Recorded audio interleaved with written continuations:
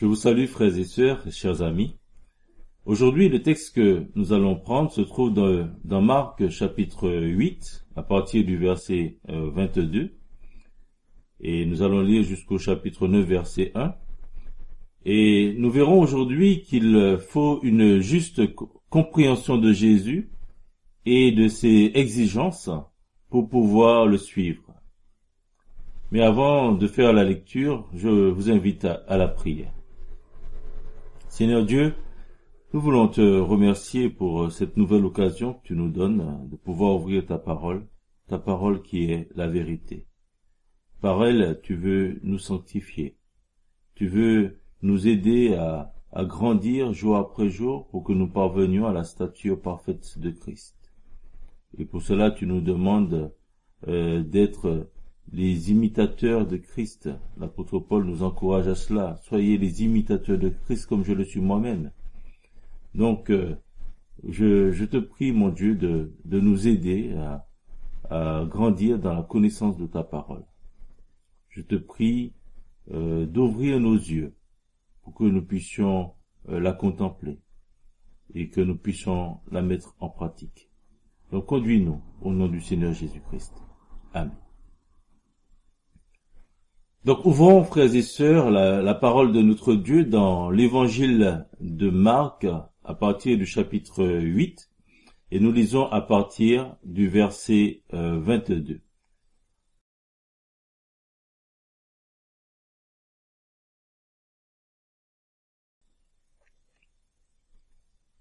Ils se rendirent donc à Bethsaïda, et on amena vers Jésus un aveugle qu'on le pria de toucher.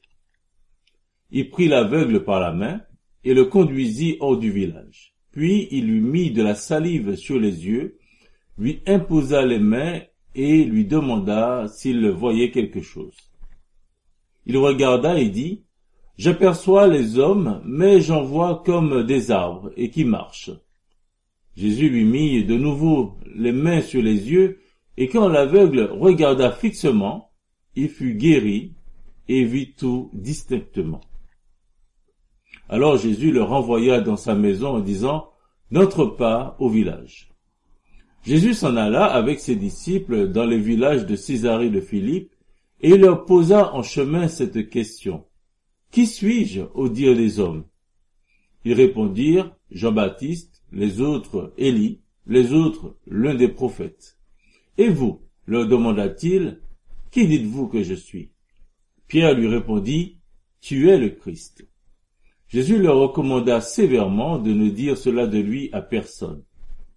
Alors il commença à leur apprendre qu'il fallait que le Fils de l'homme souffre beaucoup, qu'il soit rejeté par les anciens, par les principaux sacrificateurs et par les scribes, qu'il soit mis à mort et qu'il ressuscite 3 jours après. Il leur disait ces choses ouvertement. Et Pierre, l'ayant pris à part, se mit à le reprendre. Mais Jésus, se retournant et regardant ses disciples, réprimanda Pierre et dit, « Arrière de moi, Satan, car tu ne conçois pas les choses de Dieu, tu n'as que des pensées humaines. » Puis, ayant appelé la foule avec ses disciples, il leur dit, « Si quelqu'un veut venir après moi, qu'il renonce à lui-même, qu'il se charge de sa croix et qu'il me suive. Car celui qui voudra sauver sa vie la perdra, mais celui qui perdra sa vie à cause de moi et de la bonne nouvelle la sauvera. Et que sert-il à un homme de gagner tout le monde s'il perd son âme? Que donnerait un homme en échange de son âme?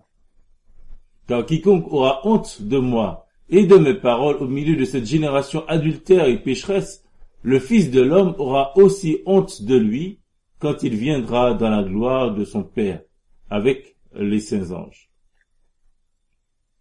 Après, il continue au chapitre 9, verset 1, il dit, « Il leur dit encore, je vous le dis en vérité, quelques-uns de ceux qui sont ici ne mourront point qui n'aient vu le royaume de Dieu venir avec puissance. » Donc le passage que nous avons lu commence avec la guérison en 2 temps d'un aveugle que l'on amène à Jésus pour qu'il le touche, suivi de la confession de Pierre qui dit que Jésus est le Christ, le Messie, et se termine avec les conditions que donne Jésus à tous ceux qui veulent le suivre. Donc la première partie parle donc de la guérison de cet aveugle dans les versets 22 à 26. Marc introduit l'enseignement que Jésus veut apporter à ses disciples et à toute la foule par cet événement relatant la guérison de cet homme aveugle que l'on amène à Jésus. Chose surprenante, cette guérison se fait en 2 temps. Mais Jésus n'est pas surpris du fait que l'homme ne voit que partiellement et de manière trouble, puisque c'est lui qui demande à cet homme s'il voyait quelque chose au verset 23. Il lui impose les mains et lui demanda s'il voyait quelque chose à la fin du verset. Donc, après avoir mis de nouveau les mains sur les yeux de l'aveugle, on voit au verset 25 que celui-ci il vit plus distinctement. Jésus lui mit de nouveau les mains sur les yeux et quand l'aveugle regarda fixement, il fut guéri et vit tout distinctement. La vie de cet aveugle nous fait penser à nous-mêmes qui parfois dans notre vie, nous sommes donc un peu comme cet homme. Lorsque nous cherchons la direction du Seigneur ou cherchons à avoir une vision juste des choses pour avancer dans la vie. Mais aussi, l'histoire de cet aveugle fait penser à toutes ces personnes qui sont aveuglées à cause de leurs péchés.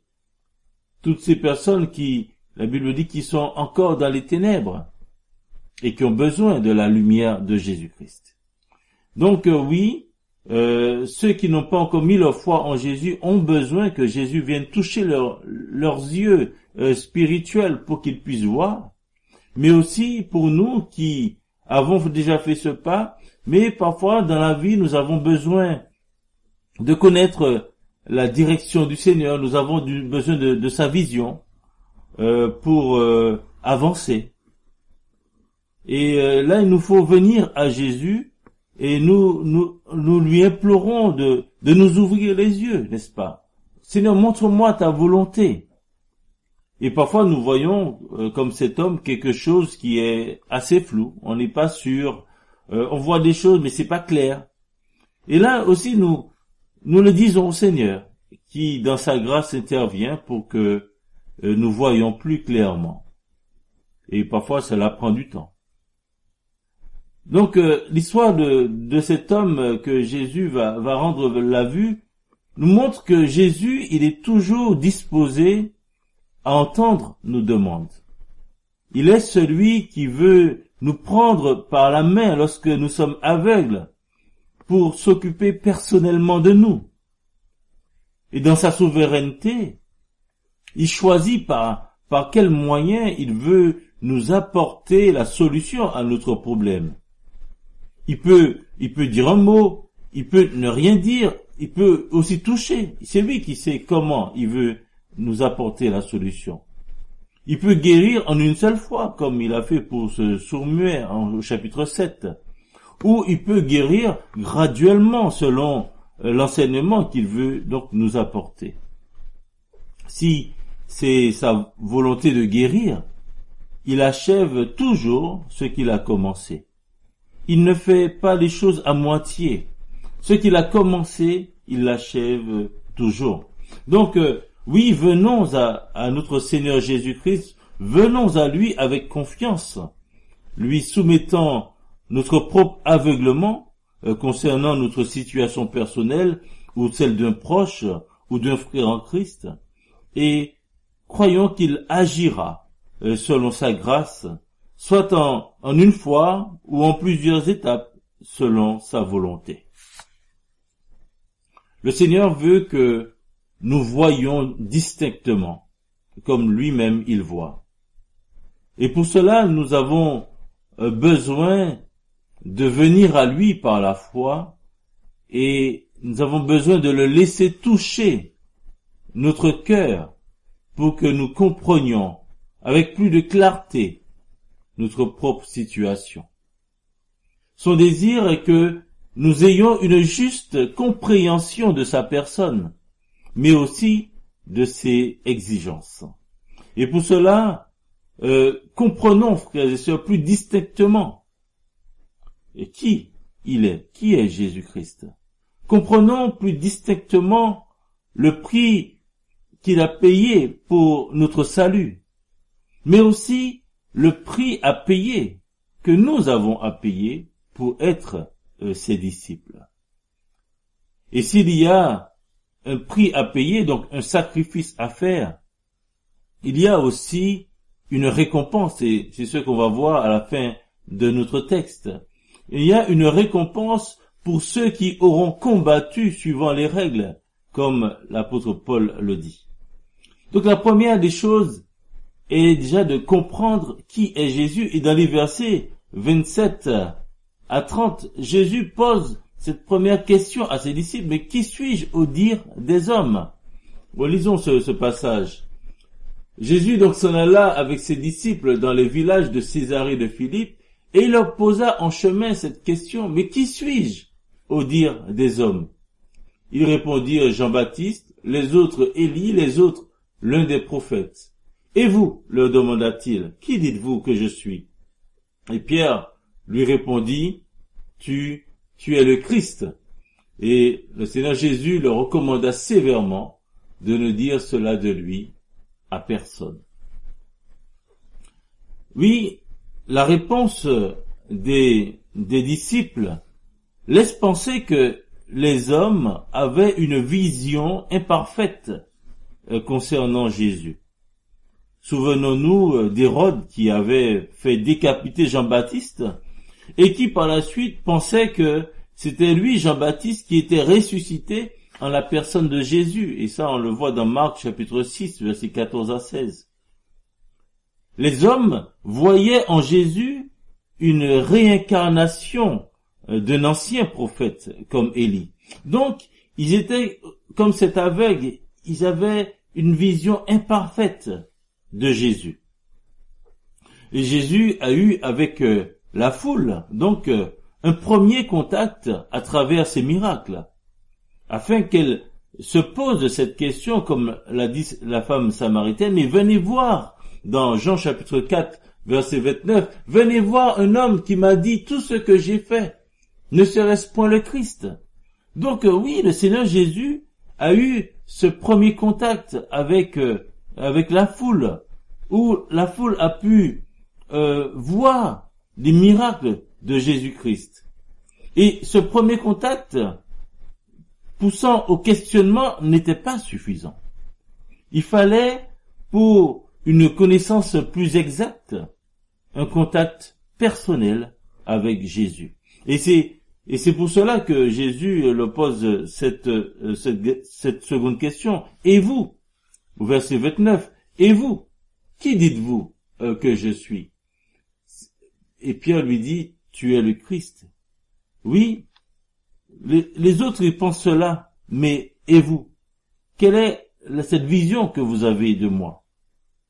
Les disciples qui ont eu donc ce contact plus personnel avec Jésus pouvaient confesser par la bouche de Pierre qu'ils pensaient que Jésus était le Christ, le Messie, le Fils de Dieu, puisqu'ils avaient expérimenté des choses vraiment que seuls eux ont pu voir, comme lorsque Jésus il a calmé la tempête, lorsque Jésus-Christ a marché sur l'eau.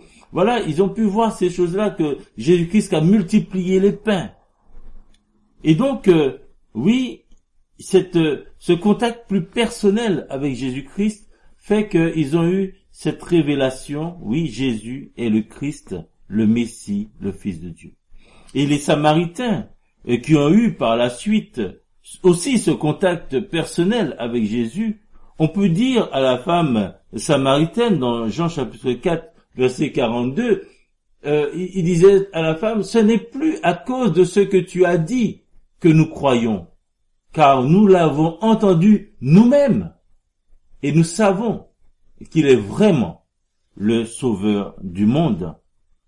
Oui, parce que Jésus était resté chez eux durant 2 jours pour leur parler. Donc, ils ont pu entendre Jésus de leurs propres oreilles. Ils ont pu voir Jésus-Christ. Ils ont pu entendre ses paroles et faire cette confession, oui, que il est vraiment le sauveur du monde. Pierre a confessé sa foi en Jésus, disant qu'il croyait que Jésus était le Christ pour plusieurs raisons. Il pouvait le dire parce qu'il a vu les actes que Jésus a accomplis, comme la foule a pu le voir aussi. Il a entendu le témoignage de son frère André, qui était un disciple de Jean-Baptiste, lui disant qu'il avait trouvé le Messie dans Jean chapitre 1, versets 41 et 42. André avait entendu Jean-Baptiste dire que lui-même Jean-Baptiste n'était pas le Christ, mais que voyant Jésus, Jean-Baptiste dit, mais voilà l'agneau de Dieu. Il leur dit, c'est lui Jésus qui est l'agneau de Dieu. Et les 2 disciples qui ont entendu ces paroles, ils ont suivi Jésus-Christ. Pierre, il a confessé qu'il était aussi un pécheur lorsque Jésus l'appela et qu'il quitta sa barque pour suivre Jésus. Voilà, lorsque Jésus a fait cette pêche, ce miracle, il y a eu cette pêche miraculeuse. L'apôtre Pierre, il tomba aux genoux de Jésus et dit, Seigneur, retire-toi de moi, parce que je suis un homme pécheur. Pierre, il a reçu aussi cela. Matthieu nous dit, en fait, c'est une révélation de Dieu lorsqu'il dit, tu es le Christ, le Fils du Dieu vivant. Parce que cette confession que Pierre va faire, Matthieu chapitre 16 verset 17 nous dit, Jésus reprenant la parole lui dit, tu es heureux Simon, fils de Jonas, car ce ne sont pas la chair et le sang qui t'ont révélé cela, mais c'est mon Père qui est dans les cieux. Donc le Seigneur l'a révélé cela. Donc Pierre a compris que Jésus était plus que Jean-Baptiste. Il était plus que l'un des prophètes, mais qu'il était réellement le Fils de Dieu, le Messie que lui et toute la nation juive attendaient. Pour croire, comme Pierre, que Jésus est le Christ, le Fils de Dieu, le seul qui peut sauver l'homme de ses péchés, le seul qui peut le délivrer de la mort et de l'enfer pour lui donner la vie éternelle, dire que Jésus est un grand homme qui a fait beaucoup de bien, entendre le témoignage de nos proches, tout cela c'est bien, mais cela ne suffit pas pour être sauvé. Pour être sauvé, il faut l'action du Saint-Esprit en l'homme qui convainc l'homme de péché, de justice et de jugement. C'est ce qui nous est dit dans l'évangile de Jean, chapitre 16, verset 8. Et quand il sera venu, il convaincra le monde en ce qui concerne le péché, la justice et le jugement. Oui, pour c'est le Saint-Esprit qui va agir dans le cœur et qui va nous convaincre, qui va convaincre l'homme de cette réalité. C'est lui qui va pousser l'homme à reconnaître qu'il est un pécheur perdu, qui a besoin d'être sauvé. Voilà, parce que par lui-même, il est impossible de se sauver et que c'est Dieu seul qui peut le faire puisque tout est possible à Dieu. Donc, l'action du Saint-Esprit va provoquer cette nouvelle naissance et faire de tous, faire des hommes, de ceux qui croient en Jésus, des hommes et des femmes qui croient en Jésus, faire d'eux des enfants de Dieu. Dans l'évangile de Jean, au chapitre 1, verset 12, il dit, mais à tous ceux qui l'ont reçu, à ceux qui croient en son nom, elle a donné le pouvoir de devenir enfants de Dieu, lesquels sont nés non du sang, ni de la volonté de la chair, ni de la volonté de l'homme, mais de Dieu. Voilà. Donc, la question c'est, est-ce que vous êtes né de nouveau? Êtes-vous né de nouveau? Avez-vous placé votre confiance en Jésus pour votre salut? Croyez-vous, comme Pierre et les autres, que Jésus est le Christ? Jésus nous pose aussi personnellement cette question en ce matin. Et toi, qui dis-tu que je suis? Qui suis-je pour toi? C'est la question que le Seigneur pose à chacun aujourd'hui.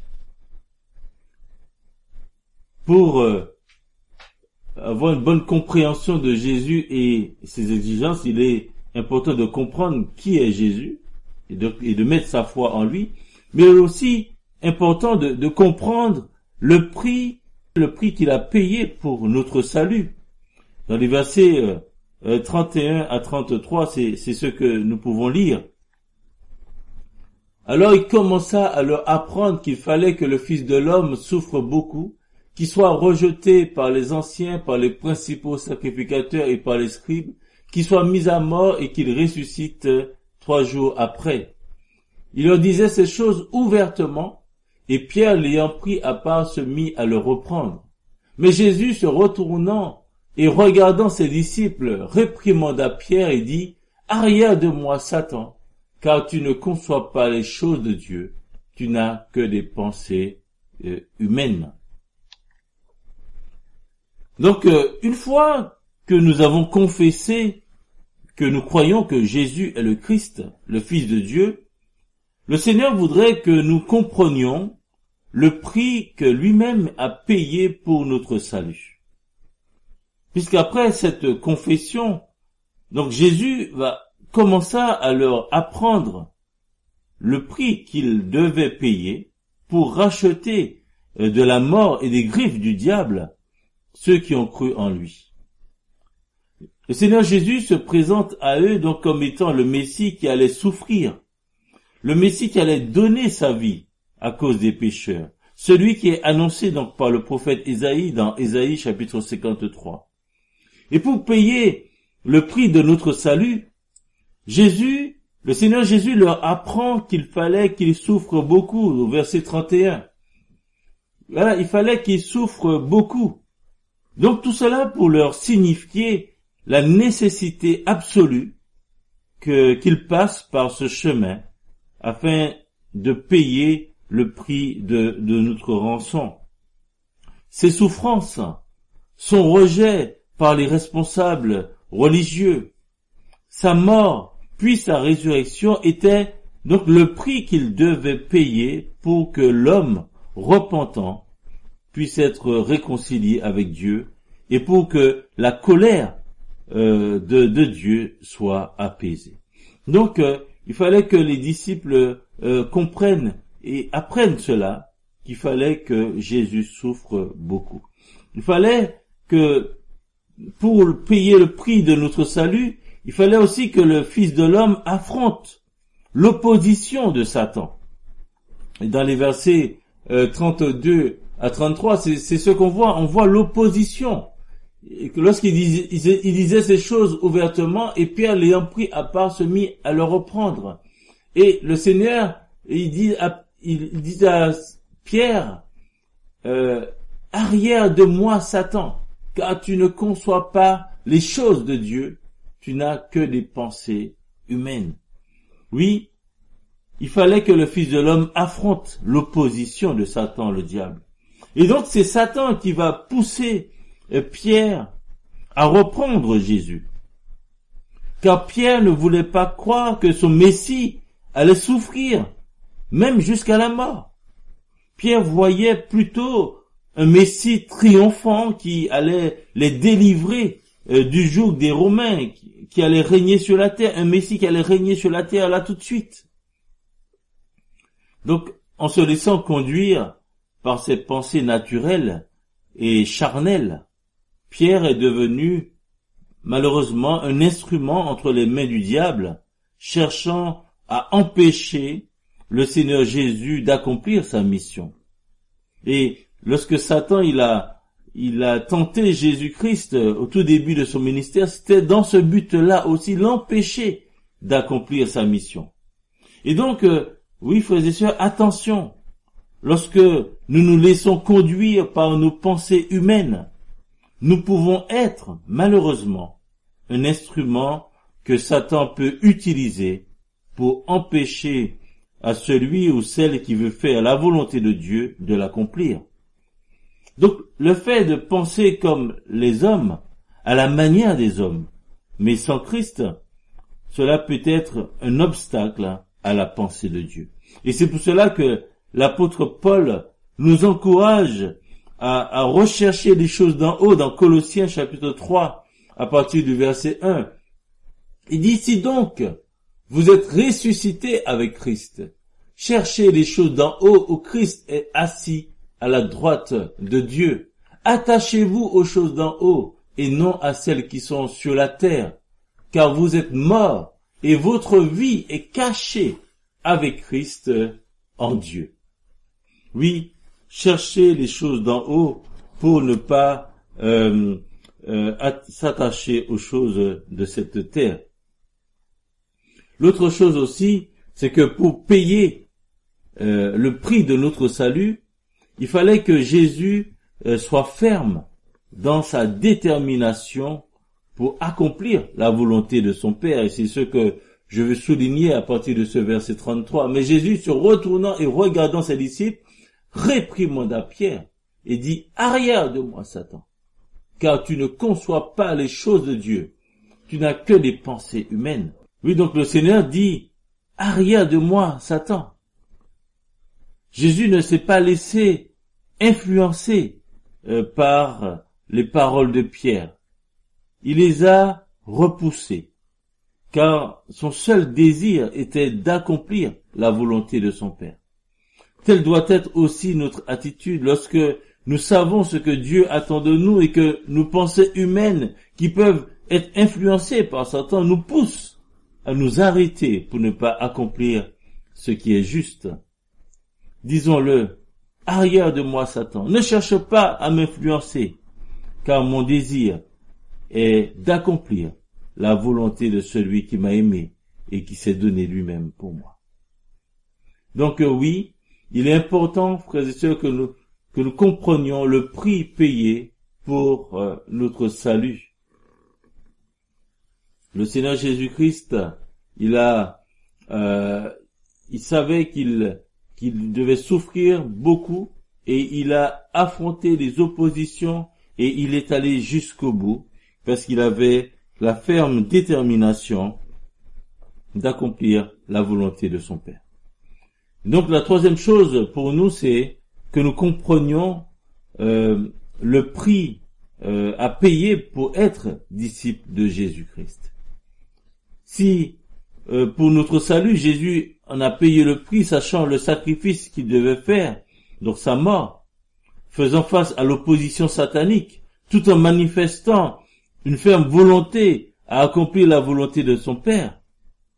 De même, il dit à ses disciples, mais aussi à la foule, ceux qui ne croyaient pas encore en lui, que pour être digne de lui et être son disciple, celui-ci doit être conscient avant de s'engager, conscient des sacrifices sur lui-même qu'il devait faire, conscient des choses ou pensées qui pourraient l'empêcher d'accomplir la volonté de son Seigneur, mais aussi de la volonté qu'il doit manifester face aux oppositions. Donc, il est important, frères et sœurs, que nous comprenions le prix à payer pour être disciples de Jésus. Et d'où l'importance de connaître le sacrifice à faire déjà sur soi-même. Le verset 34, le Seigneur dit, puis ayant donc appelé la foule avec ses disciples, il leur dit, si quelqu'un veut venir après moi, qu'il renonce à lui-même, qu'il se charge de sa croix et qu'il me suive. Donc, il y a une connaissance du sacrifice à faire déjà sur soi-même. Le Seigneur Jésus donne les conditions à quiconque veut être son disciple, à quiconque se dit être chrétien. La première des choses, c'est renoncer à soi-même. L'apôtre Paul nous explique comment il a renoncé à lui-même. Dans Philippiens chapitre 3, versets 4 à 10, il dit moi aussi cependant j'aurais sujet de mettre ma confiance en la chair. Si quelqu'un croit pouvoir se confier en la chair, je le puis bien davantage. Moi, circoncis le 8e jour, de la race d'Israël, de la tribu de Benjamin, hébreu né d'hébreu, quant à la loi pharisien, quant aux ailes persécuteurs de l'Église, irréprochable à l'égard de la justice de la loi. Mais ces choses qui étaient pour moi des gains, je les ai regardées comme une perte à cause de Christ. Et même je regarde toutes choses comme une perte à cause de l'excellence de la connaissance de Jésus-Christ mon Seigneur, pour lequel j'ai renoncé à tout. Je les regarde comme de la boue, afin de gagner Christ et d'être trouvé en lui, non avec ma justice, celle qui vient de la loi, mais avec celle qui s'obtient par la foi en Christ, la justice qui vient de Dieu par la foi. Et si je connaîtrai Christ et la puissance de sa résurrection et la communion de ses souffrances en devenant conforme à lui dans sa mort pour parvenir, si je puis, à la résurrection d'entre les morts. Nous avons aussi l'exemple de notre Seigneur Jésus-Christ qui a renoncé à lui-même lorsqu'il a quitté la gloire qu'il avait auprès du Père, et c'est ce qu'il est dit dans Philippiens chapitre 2, verset 7. Mais il s'est dépouillé lui-même en prenant une forme de serviteur, en devenant semblable aux hommes, et il a paru comme un vrai homme. Il s'est humilié lui-même, se rendant obéissant jusqu'à la mort, même jusqu'à la mort de la croix. Oui, le Seigneur Jésus a renoncé aussi à lui-même. Il a renoncé à la gloire qu'il avait. L'apôtre Paul a renoncé à tout ce que il pouvait avoir dans la société. Donc il y a un sacrifice à faire déjà sur soi-même. Il faut être prêt à renoncer à soi-même. Il faut être prêt aussi à se charger de sa croix, comme Pierre et les apôtres qui étaient prêts à mourir pour le nom de Jésus dans Actes chapitre 5. Et malgré les emprisonnements, les oppositions, le risque de la mort, ils ont dit il faut obéir à Dieu plutôt qu'aux hommes. Et lorsque on les frappait, lorsqu'on les jetait en prison, ils étaient joyeux d'avoir été jugés dignes de subir des outrages pour le nom de Jésus. Et chaque jour, dans le temple et dans les maisons, ils continuaient à enseigner et d'annoncer la bonne nouvelle de Jésus. Donc non seulement il faut être prêt à renoncer à soi-même, il faut être prêt à se charger de sa croix, mais aussi pour pouvoir suivre Jésus-Christ. Et l'apôtre Paul nous encourage à cela, à marcher dans la vie de tous les jours, comme lui-même a marché. Dans Éphésiens chapitre 5, versets 1 et 2, il dit « Devenez donc les imitateurs de Dieu comme des enfants bien-aimés, et marchez dans l'amour, à l'exemple de Christ, qui nous a aimés et qui s'est livré lui-même à Dieu pour nous, comme une offrande et un sacrifice de bonne odeur. » Dans 1 Jean chapitre 2 versets 5 à 6, il est dit « Mais l'amour de Dieu est véritablement parfait en celui qui garde sa parole. Par cela, nous savons que nous sommes en lui. Celui qui dit qu'il demeure en lui doit marcher aussi comme il a marché lui-même. » Oui, donc nous devons, frères et sœurs, comprendre le prix à payer pour être disciple de Jésus-Christ. Avoir cette connaissance du sacrifice à faire sur nous-mêmes pour renoncer à nous-mêmes, nous charger de notre croix, mais aussi suivre Jésus et marcher comme lui-même il a marché. Il y a aussi la connaissance des pensées et des choses qui peuvent nous empêcher de venir à Jésus. Et dans les versets 35 à 38, je veux souligner cela. Le fait de vouloir sauver sa vie.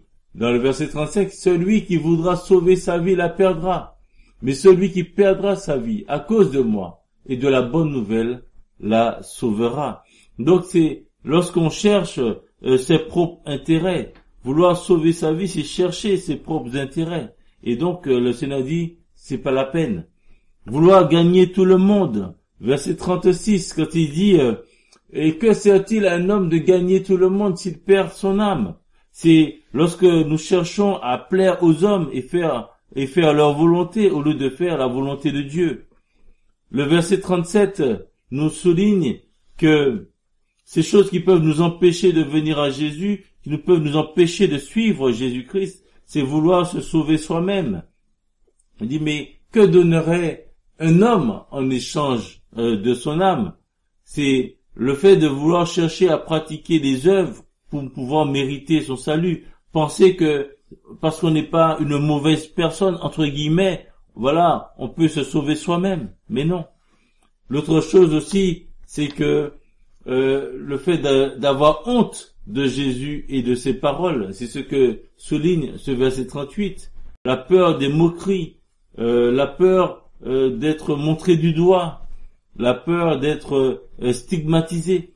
Voilà, on a honte de Jésus et de ses paroles. Tout cela nous montre que, tout comme le Seigneur Jésus-Christ, nous avons besoin d'avoir une ferme détermination à accomplir la volonté de Dieu dans notre vie. Le Seigneur Jésus, c'est ça, il a fait preuve de détermination.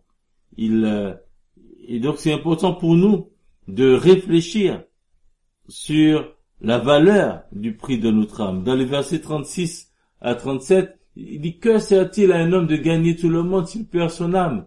Et que donnerait un homme en échange de son âme? Le salut de notre âme est la chose la plus importante qui soit. Nous pouvons avoir toutes les richesses du monde. Si nous n'avons pas foi en Jésus pour notre salut, cela ne sert à rien.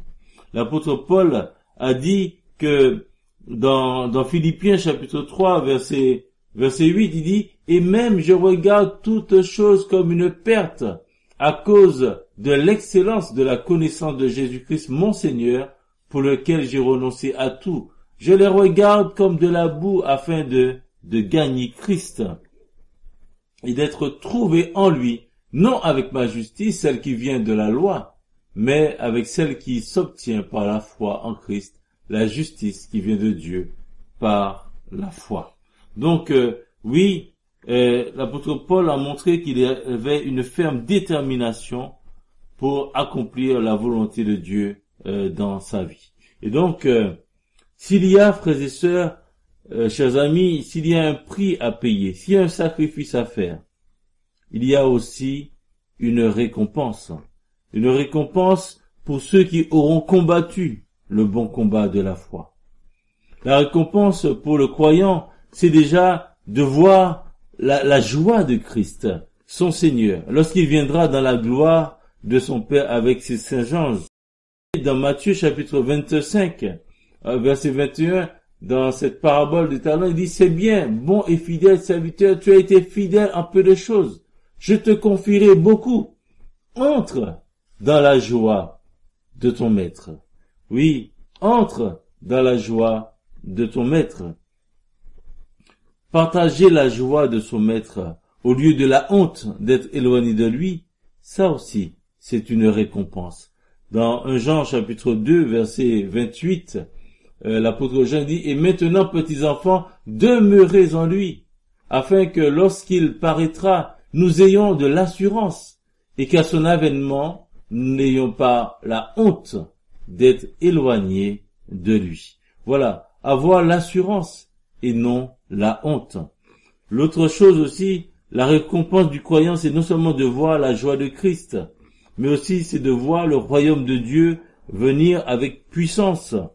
Dans ce verset 1 du chapitre 9, il leur dit, « Je vous le dis, en vérité, quelques-uns de ceux qui sont ici ne mourront point, qui n'aient vu le royaume de Dieu venir avec puissance. » Le Seigneur, là, dans la suite, dans les versets 2 à 7, avec la transfiguration, le Seigneur leur donne comme un avant-goût avec cette transfiguration. Il leur donne cet avant-goût, ils ont pu voir de leurs yeux Jésus-Christ glorifié. Là, seulement quelques disciples ont pu voir le Seigneur glorifié. Et donc viendra le temps où ceux qui auront persévéré avec lui le verront tel qu'il est. Et c'est ce que l'apôtre Paul nous dit dans Philippiens chapitre 3, versets 20 à 21. Il dit, mais nous sommes citoyens des cieux, d'où nous attendons aussi comme sauveur le Seigneur Jésus-Christ, qui transformera le corps de notre humiliation en le rendant semblable au corps de sa gloire, par le pouvoir qu'il a de s'assujettir toutes choses. Oui, nous aurons cette récompense qui est de voir le royaume de notre Dieu venir avec puissance. Nous serons avec notre Seigneur. Et donc, oui, nous avons besoin d'avoir cette juste compréhension de la personne de Jésus, mais aussi de ses exigences. C'est pour pouvoir aussi avoir cette récompense, de voir la joie de Christ, de voir son royaume qui vient avec puissance. Donc il est important pour nous de comprendre qui il est, le Christ, le Fils de Dieu, comprendre le prix qu'il a payé pour notre salut, mais aussi comprendre le prix que nous devons payer pour être ses disciples. Que le Seigneur nous aide jour après jour à comprendre ces choses et à avancer, à marcher comme lui-même a marché, pour que nous puissions avoir la joie de le voir, de voir la joie de notre Maître quand il va nous dire entre dans la joie de ton Maître, quand il va nous dire oui, bon et fidèle serviteur. Il dit oui, nous pourrons lorsqu'il paraîtra, nous aurons de l'assurance et nous n'aurons pas la honte d'être éloignés de lui. Donc à nous maintenant de continuer, de cheminer avec lui et pour sa seule gloire. Amen.